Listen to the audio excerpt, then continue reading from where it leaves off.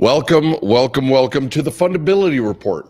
My name is Merrill Chandler, your host in this Fundability universe, and we've got some very interesting things that are happening this week in the borrower-lender relationship and what lenders are doing as they navigate this kind of inflation/recession situation that we're facing. First, let's take a look at first of a couple things. Is that we talk about automatic underwriting all the time.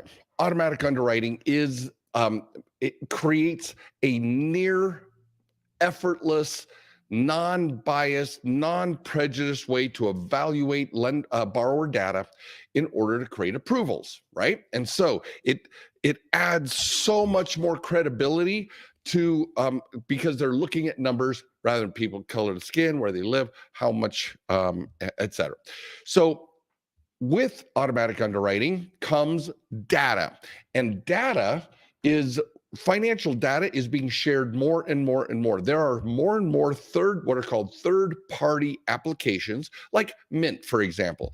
You go into Mint, you can download all of your bank accounts and or credit cards, and you can establish different criteria, set budgets, and how to use the money that are in those accounts that are being registered.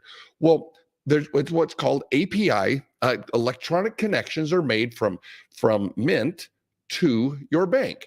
Well, more and more of these Mint and other types of applications are coming in, one known as MX. There's a whole bunch of them out there, and they're data aggregators, right? They collect all the data and present it to you, make your life easier.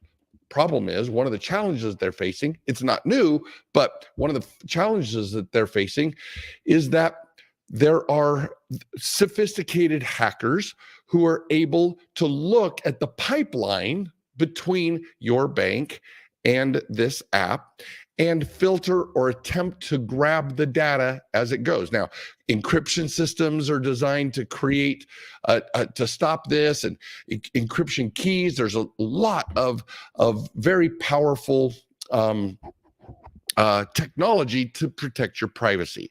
But one of the things but they're still trying to get access to this data. Because imagine if you can hack one of these pieces of data or one of these streams, you've got access to literally thousands and thousands of accounts, and maybe even be able to access the balances of those accounts. So that's what the hackers are trying to do. What we have found is that, so what has this got to do with fundability? One of the tenets we have in fundability is that if you have what we call a PBID, if you have a dialed and focused personal borrower identity, much of the identity theft, much of the hacking is based on your identity, because two things have to happen.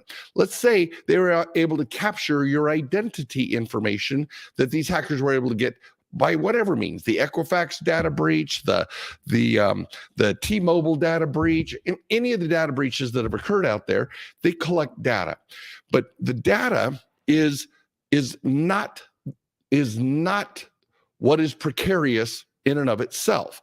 What is precarious is what they would do with that data, who they might sell it to for individuals who are going to try and access money or access accounts or start new accounts using your identity. Well, what we have found, one of the greatest stop points, one of the greatest blocks to individuals being able to use your identity is what we call the personal borrower identity. What the design is to bring this borrower identity into where possible, a single version of your name, a single version of your address, social security, date of birth, etc. Well, if there's only one version, here's a perfect example. If someone were to steal my driver's license, and they take my driver's license and they look at it, and most of our driver's license has our first, middle, and last name, right?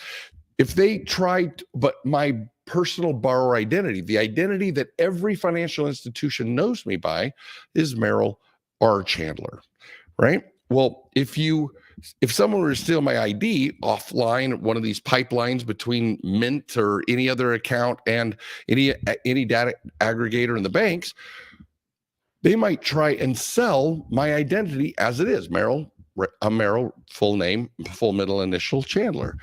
And that is going to be made difficult because no lenders know me by that. And so it would become it is less likely that they would get a false approval using my driver's license name than they would if they used my PBID. And so it is becoming attacks on financial service APIs and web applications has tripled globally, 257% over the last year. And so once again, your borrower identity can help stop this growing concern of identity theft and fraudulent account openings in your name. All right. So next, we also have a new move by the CFPB, the Consumer Financial Protection Bureau. They're seeking to limit banks' abilities to collect on delinquent HELOCs.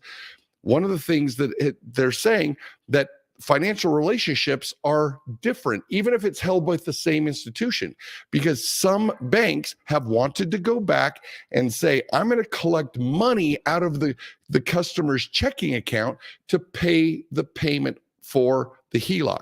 And the CFPB is saying, no, you don't. There are silos. Your checking account is not... your checking account is different than your HELOC or your credit card or your auto payment.